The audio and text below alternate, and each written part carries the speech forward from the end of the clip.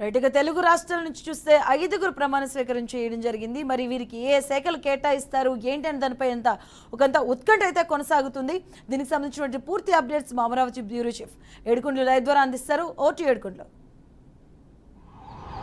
Thank you Madhu. ఇటు ఏదైతే నిన్న దేశ ప్రధాని నరేంద్ర మోడీ మూడవసారి ఆయన దేశ ప్రధానమంత్రిగా కూడా ప్రమాణ స్వీకారం చేశారు. అయితే ఆయన ప్రమాణ స్వీకారంతో పాటు మరొక 72 మంది కేంద్ర మంత్రులు కూడా కేంద్ర మంత్రులు సహాయ మంత్రులు కూడా ఈ యొక్క ప్రమాణ స్వీకారం చేశారు. అయితే ఇప్పుడు ప్రస్తుతానికి ఈ యొక్క కేబినెట్ మంత్రులకు సంబంధించి ఎటువంటి పదవులు రాబోతున్నాయి అనే దాని మీద అయితే మాత్రం సర్వత్రా ఉత్కంఠ అయితే నెలకొంది. ఆంధ్రప్రదేశ్కి సంబంధించి ఇప్పుడు 3 ప్రమాణ స్వీకారం చేశారు. అలాగే అటు తెలంగాణకు సంబంధించి 2 ప్రమాణ స్వీకారం చేశారు. అయితే ఇప్పటికే ఏదైతే ఇటు కీలక పాత్ర పోషిస్తున్నటువంటి చంద్రబాబు నాయుడు మెయిన్ ఏదైతే ఇటు జలశక్తి శాఖ మరియు కొన్ని కీలకమైనటువంటి శాఖలను ఇప్పటికే కోరినటువంటి పరిస్థితిలో ఇప్పటి వరకు కూడా దాని మీద అయితే స్పష్టత రాలేదు. ఇది ఈ రోజు ప్రస్తుతానికి భేటీ జరుగుతోంది. ఎవరెవరికి ఏ శాఖలు కేటాయించాలనే దాని మీద. అయితే అటు కింజరపు రామ్మోహన్ నాయుడుతో పాటు వర్మ నర్సాపురం ఎంపీగా పోటీ చేసినటువంటి శ్రీనివాస్ వర్మ, అలాగే గుంటూరు నుంచి పెమ్మసాని చంద్రశేఖర్ 3 కూడా ప్రమాణ స్వీకారం చేశారు. అయితే వీరిలో అత్యంత అనుభవం ఉన్నటువంటి వ్యక్తి ఎవరైనా ఉన్నారంటే అది కేవలం శ్రీనివాస్ వర్మ మాత్రమే. మరోవైపు 3 సార్లు ఏకదాటిగా గెలుపొందినటువంటి కింజరపు రామ్మోహన్ నాయుడు కూడా ఉన్నారు. ఆయనకి ఎటువంటి బాధ్యతలు అప్పచెప్పబోతున్నారు, యువకులుగా ఉన్నటువంటి అతనికి ఎటువంటి బాధ్యత అప్పచెప్పబోతున్నారు అనే దాని మీద సర్వత్రా ఉత్కంఠ అయితే నెలకొంది.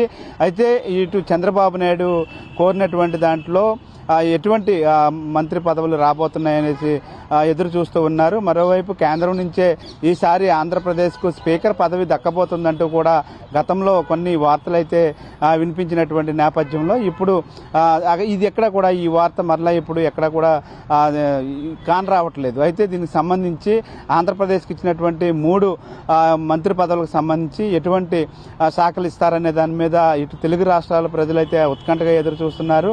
మరోవైపు మాజీ మంత్రి అయినటువంటి కిషన్ రెడ్డితో పాటు అటు బండి సంజయ్ కూడా ప్రమాణ స్వీకారం చేశారు. వారికి ఎటువంటి బాధ్యతలు అప్పచెప్పబోతున్నారు అనేది సర్వత్రా ఉత్కంఠ అయితే నెలకొంది. అలాగే ఈసారి ఏదైతే గతంలో విభజన సమయంలో ఉన్నటువంటి హామీలకు సంబంధించి ఇప్పుడు కేంద్రం వైపు ఆంధ్రప్రదేశ్ ప్రజలంతా కూడా ఎంతో ఆసక్తిగా ఎదురు చూస్తున్నారు. ఇప్పుడు ఇచ్చినటువంటి మంత్రి పదవుల ద్వారా కూడా అవన్నీ కూడా మళ్ళీ సాకారం అవుతాయని చెప్పి చూస్తున్నారు. ఏదైతే 242 స్థానాలు మాత్రం గెలుచుకున్నటువంటి బీజేపీకి తప్పని పరిస్థితిలో మిత్రపక్షాల సహకారం కావాల్సి వచ్చినప్పుడు దాంట్లో ప్రధాన పాత్ర టీడీపీ పోషించింది.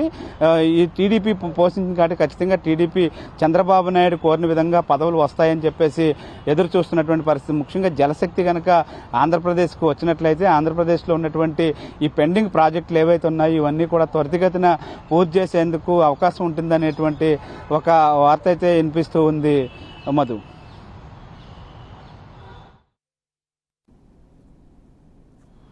రైట్, థ్యాంక్ యూ ఏడుకొండలు.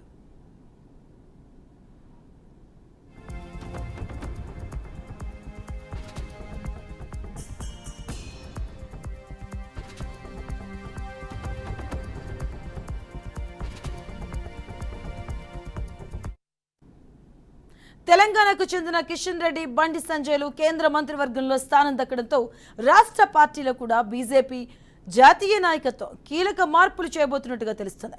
కిషన్ రెడ్డి ఇప్పటికే రాష్ట్ర అధ్యక్షుడిగా వ్యవహరిస్తూ ఉన్నారు. బీజేపీలోకి 1-2 పదవులు అనేది చాలా తక్కువ సందర్భాల్లో ఉంటుంది.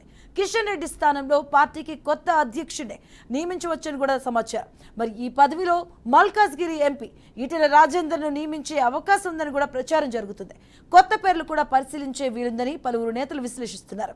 బండి సంజయ్ ఇప్పటికే జాతీయ ప్రధాన కార్యదర్శిగా వ్యవహరిస్తూ ఉండటం, తాజాగా కేంద్ర మంత్రి అయిన నేపథ్యంలో ఒక పదవికే పరిమితం చేస్తారని చర్చ నడుస్తుంది.